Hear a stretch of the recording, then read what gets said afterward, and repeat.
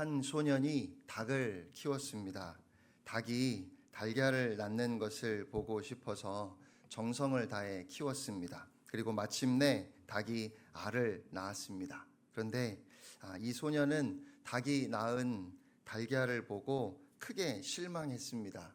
자기가 생각하고 기대했던 것보다 달걀이 너무 작았기 때문입니다. 그래서 이 소년은 밖으로 나갔습니다. 시장에 가서 뭘 하나 사가지고 집으로 돌아왔습니다. 그렇게 시장에서 사온 것을 닭 앞에 꺼내 놓았습니다. 타조알이었습니다. 그러면서 닭에게 소년이 말했습니다. 야, 잘 보고 좀 더 노력해봐. 닭이 타조알을 들여다보고 노력한다고 해서 타조알을 낳을 수는 없지요. 닭은 닭이니까요.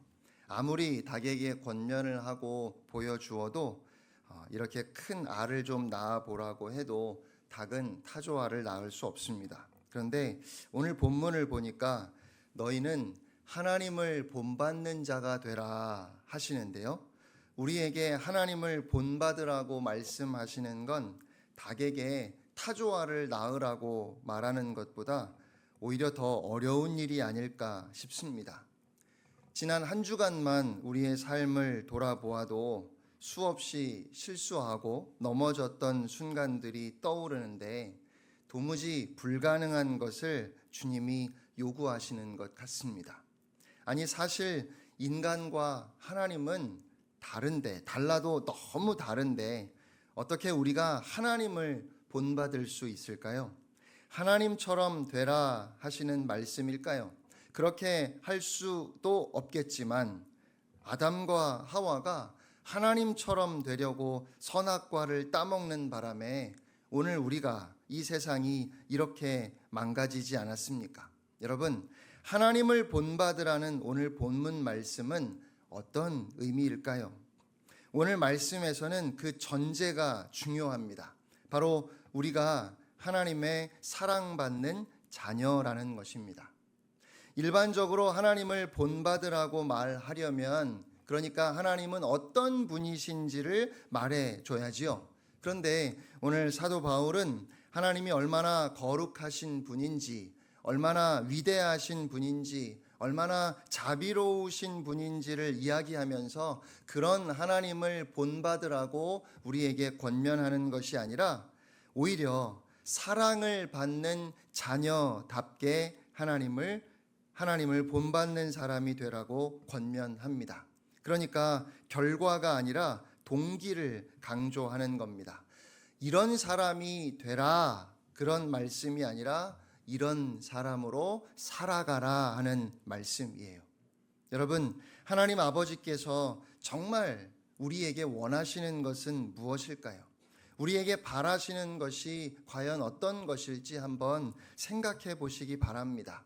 우리가 전혀 흠이 없고 그야말로 완벽하게 하나님의 계명과 율례를 다 지키고 그 말씀대로 행하는 모습을 하나님께서 원하실까요? 이렇게 설명드리면 어떨까 싶습니다. 저는 정말 훌륭한 사람이 되고 싶습니다. 사람들에게 인정받고 존경받고 다른 사람들에게 유익을 주는 사람이 되고 싶습니다. 어떻게 하면 내가 그렇게 살 수 있을까를 고민하다가 예수님을 생각했습니다. 예수님처럼 살면 되겠구나. 부처도 훌륭하고 공자도 훌륭하지만 예수님이 제일인 것 같다.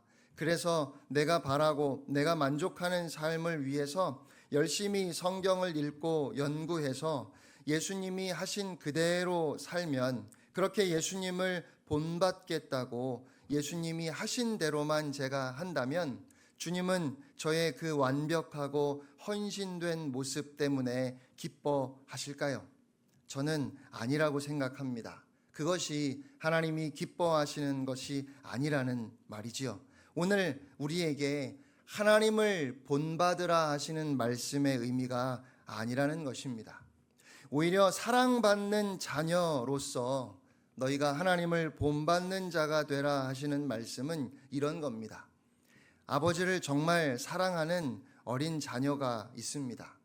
이 아이는 아버지가 또 자기를 얼마나 사랑하시는지 알고 있습니다.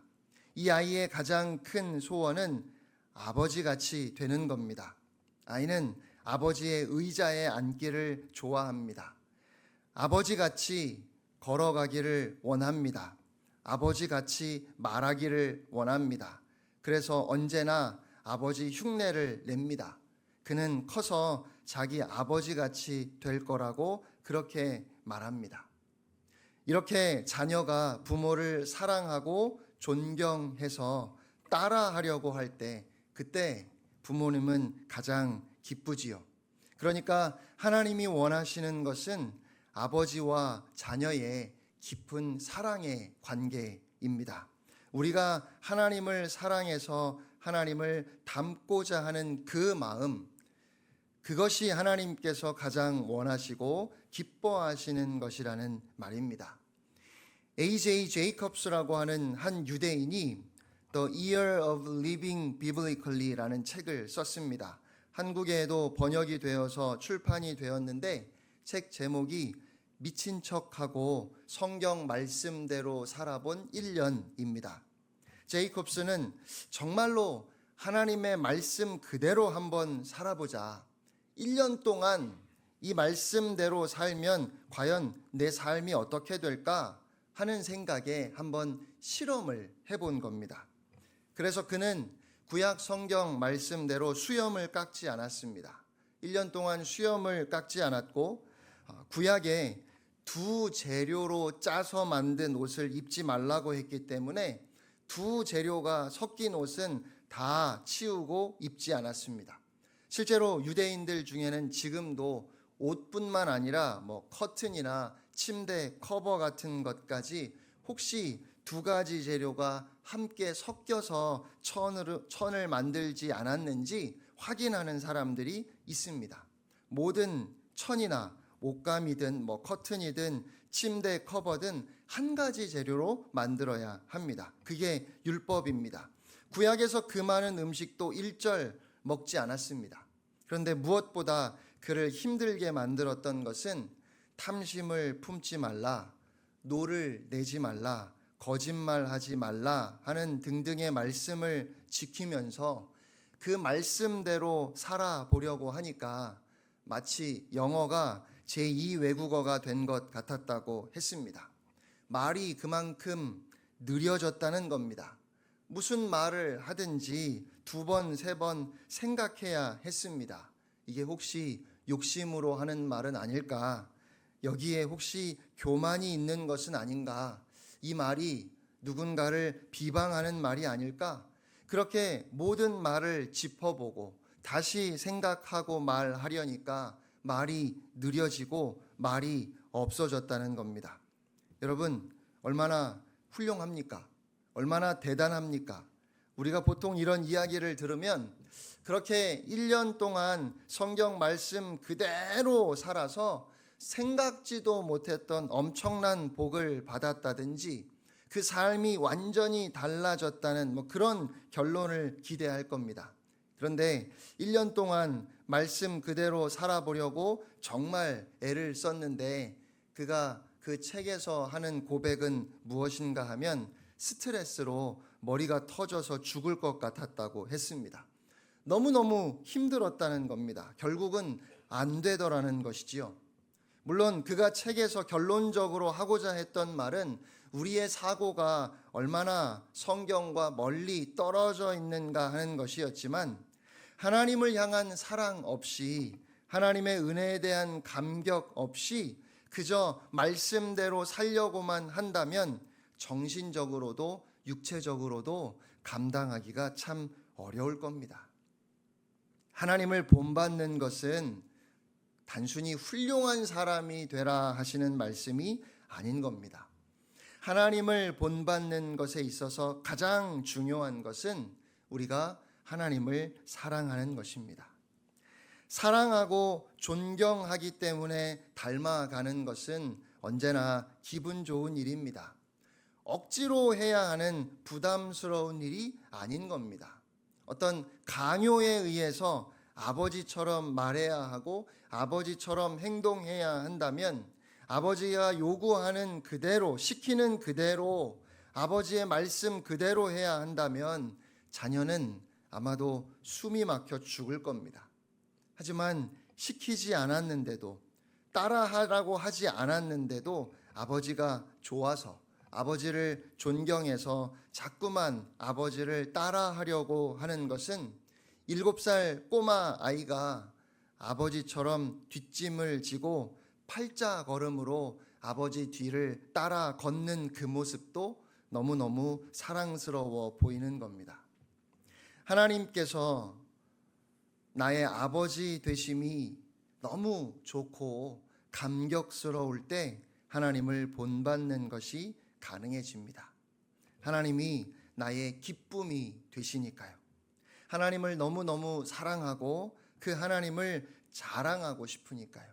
그래서 오늘 말씀을 보면 사도 바울은 하나님은 이런 분이니까, 하나님은 이런 분이니까 라고 하나님이 어떤 분인지를 이야기하면서 너희는 이렇게 하나님을 닮으라고 우리에게 말하는 것이 아니라, 너희는 사랑받는 자녀답게 하나님의 놀라운 사랑을 받고 있으니 그 사랑을 깨닫고 하나님을 본받는 사람이 되라고 그렇게 주의 말씀을 우리에게 전하는 것입니다. 우리 안에 하나님을 향한 깊은 사랑이 있어서, 그래서 하나님을 닮고 싶은 순수한 열망이 우리 안에 있다면, 그러면 2절 말씀을 주목해 보아야 합니다. 우리 2절 말씀을 세 번역으로 한번 함께 읽겠습니다. 시작. 그리스도께서 여러분을 사랑하셔서 우리를 위하여 하나님 앞에 향기로운 예물과 제물로 자기 몸을 내어주신 것과 같이 여러분도 사랑으로 살아가십시오. 하나님을 본받는 자가 되라 하시면서 결국 말씀하시는 것은 사랑입니다. 사랑이 무엇일까요? 사랑을 정의하라고 하면 아마 여기 계신 여러분의 숫자만큼이나 다양한 정의가 있을 것 같습니다. 사랑은 눈물의 씨앗입니까?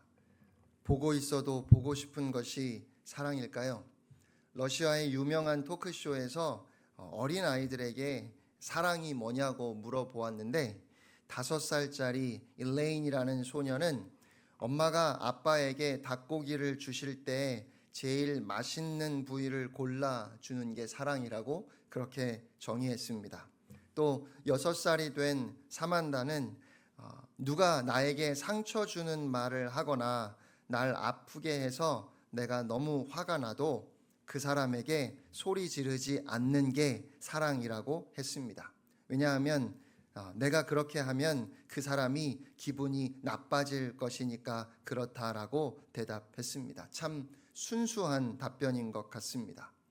성경은 사랑을 어떻게 정의하실까요? 저는 요한일서 4장 10절 말씀이 사랑의 정의가 아닐까 생각합니다. 요한일서 4장 10절 함께 읽겠습니다. 시작. 사랑은 여기 있으니 우리가 하나님을 사랑한 것이 아니요 하나님이 우리를 사랑하사 우리 죄를 속하기 위하여 화목제물로 그 아들을 보내셨음이라. 아멘. 제임스 보이스 목사님은 그래서 사랑이란 giving and forgiving이라고, 사랑은 주는 것이고 용서하는 것이라고 정의했습니다. 주는 것과 용서하는 것에 공통된 특징이 있습니다. 그건 상대방을 먼저 생각한다는 것입니다. 나보다 상대방을 먼저 생각하는 것, 이것이 은혜를 말하는 기독교의 가장 큰 특징입니다. 이것이 복음의 핵심입니다. 사랑은 주는 것이고 사랑은 용서하는 것입니다. 복음의 능력은 주는 것이고 용서하는 것입니다.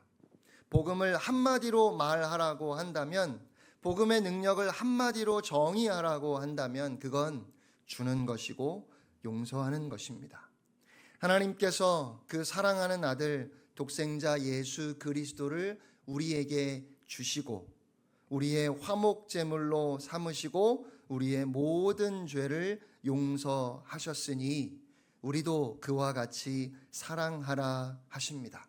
우리가 받은 그 은혜와 그 사랑을 본받는 사람이 되라는 것입니다. 참 많은 사람들이 복음을 오해하고 있습니다. 복음, 하나님이 우리에게 주신 최고의 복된 소식은 요한일서 4장 10절 말씀처럼 하나님께서 그 아들을 우리에게 주심으로 우리의 모든 죄를 용서하셨다고 하는 소식일 텐데, 그렇게 복음의 능력은 나를 희생하고 나누어 주는 것인데 복음을 그 반대로 이해하고 있는 것은 아닙니까? 그래서 복음의 능력은 부자가 되는 것, 고난을 받지 않는 것, 크게 성공해서 잘 되는 것이고, 복음의 능력은 사람들에게 더 이상 무시나 멸시를 당하지 않는 것이며, 복음의 능력은 모든 사람들이 부러워하고 존경할 만한 그 앞에 무릎을 꿇을 수 있는 힘을 갖는 것, 그것이 복음의 능력이라고 생각하고 있는 것은 아닙니까?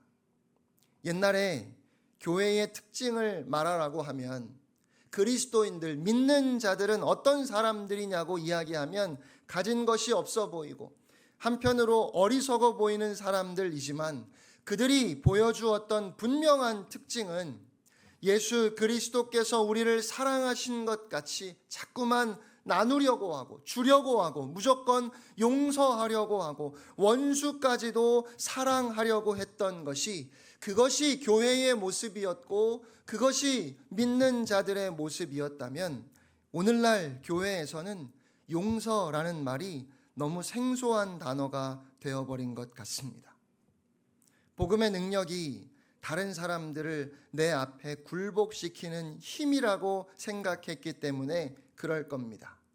예수 믿는 사람들이 예수님을 잘 믿고 열심히 교회에서 봉사하는 궁극적인 이유가 결국 내가 높아지고 내가 더 많은 것을 받기를 원했기 때문에, 교회 안에서도 어떻게 하면 섬길 수 있을까, 어떻게 하면 나눌 수 있을까 하는 고민보다는 내가 어떻게 하면 모든 사람의 관심의 중심에 있을 수 있을까 하는 것과 어떻게 하면 섬김을 받고 또 누릴 수 있을까 하는 것에 있게 되었다는 말이지요. 하나님을 본받는 사람이 되라 하셨는데, 하나님께서 그 사랑하시는 아들 독생자를 주시기까지 우리를 사랑하신 그 희생을 본받는 것이 아니라 하나님의 위대하심과 하나님의 능력을 흉내 내려고 한다는 것입니다.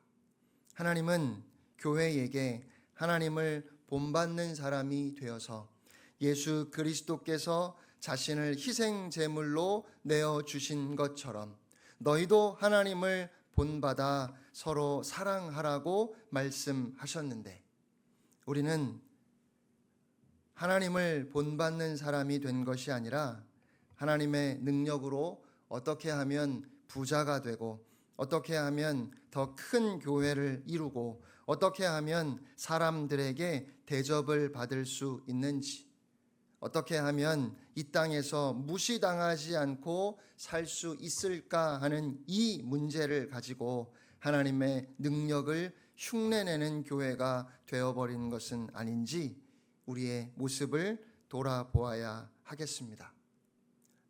이 편지를 처음 받아보았던 에베소의 성도들은 단지 예수를 믿는다는 이유만으로 고난과 핍박을 받았던 사람들입니다. 그들이야말로 하나님의 능력이 그곳에 나타나서 그들을 압제하고 그들을 핍박하는 사람들에게 벼락이라도 내리기를 바라지 않았을까요? 마치 예수님을 거부하는 사마리아 사람들에게 불이 내리기를 원했던 요한처럼 말이지요. 누구의 보호도 받지 못하고 단지 예수를 믿는다는 이유만으로, 단지 그 복음을 받아들였다는 이유만으로 모든 것을 다 잃어버렸지만, 우리가 진정으로 그들을 위해서 기도한다면 끝까지 인내할 수 있는 힘, 그리고 원수를 용서할 수 있는 힘을 주시기를 위해서 기도해야 하지 않겠습니까? 오늘 우리가 서로를 위해서, 교회를 위해서 기도한다면 내가 힘을 갖게 해달라고, 우리 교회가 큰 힘을 갖게 해달라고 기도할 것이 아니라 우리가 진정으로 하나님 아버지를 닮아서 무엇이든 나에게 있는 것으로 세상에 나누어 주고 베풀고 모든 사람을 사랑하며 섬기며 살아갈 수 있게 해달라는 그 기도를 오늘 우리가 간절히 하나님 앞에 드려야 하지 않겠습니까? 여러분, 그것이 하나님께서 가장 기뻐하시는 것이 아닐까요? 그래서 오늘 주님은 모든 것을 내어주고 그리고 용서할 수 있도록 하나님을 본받으라 말씀하십니다. 여러분, 이것이 복음이 아닙니까? 사랑하는 성도 여러분, 여러분은 어떤 소망을 품고 살아가십니까? 여러분이 진정으로 원하시는 것은 무엇입니까? 여러분은 어떤 꿈을 꾸고 계십니까? 이 세상의 시시한 꿈 말고 하나님을 닮아가는 꿈을 꾸시기를 주님의 이름으로 축복합니다. 하나님을 본받는 자가 되라 하시는 이 말씀은 복음입니다. 왜냐하면 하나님의 사랑과 예수 그리스도의 은혜 그리고 성령의 능력 때문에 우리가 감히 하나님을 닮고자 하는 이 꿈을 꿀 수 있게 되었기 때문입니다. 여러분은 정말로 하나님을 본받는 사람이 되고 싶습니까? 여러분은 하나님을 사랑하십니까? 그렇다면 하나님을 본받는 삶이란 하나님의 능력과 힘을 누리며 사는 삶이 아니라 하나님의 사랑을 누리며 사는 삶이라는 사실을 잊지 마시기 바랍니다. 예수 그리스도께서 자신을 희생제물로 드림으로 하나님을 기쁘시게 했던 것처럼 우리의 삶도 다른 사람들을 위해서 나누어 주고 또 이해해 주고 용서해 줄 때 하나님 아버지께서 기뻐하십니다. 우리에게 베풀어 주신 주의 은혜가 너무 커서 그런 주님을 따라가고 싶은, 주님을 닮고 싶은 마음이 간절하고, 그래서 나누어 주고 또 용서해야 하는 거룩한 부담이 우리의 마음속에 있을 때, 그 마음을 따라감으로 주를 본받게 될 때 우리는 진정으로 성결한 하나님의 자녀가 될 수 있을 것입니다. 하나님을 흉내내려고 하지 말고, 영광과 권세를 누리려고 하지 말고, 하나님께 속한 모든 것을 하나님께 드리고 오직 인내와 용서 곧 사랑으로 하나님을 본받는 저와 여러분이 될 수 있기를 바랍니다. 우리는 은혜를 입은 사람들이기에 하나님 아버지께서 그 아들을 주시고 우리를 용서하신 것처럼 그 사랑을 본받을 수 있을 때 비로소 우리의 삶의 복음의 능력이 회복될 것입니다.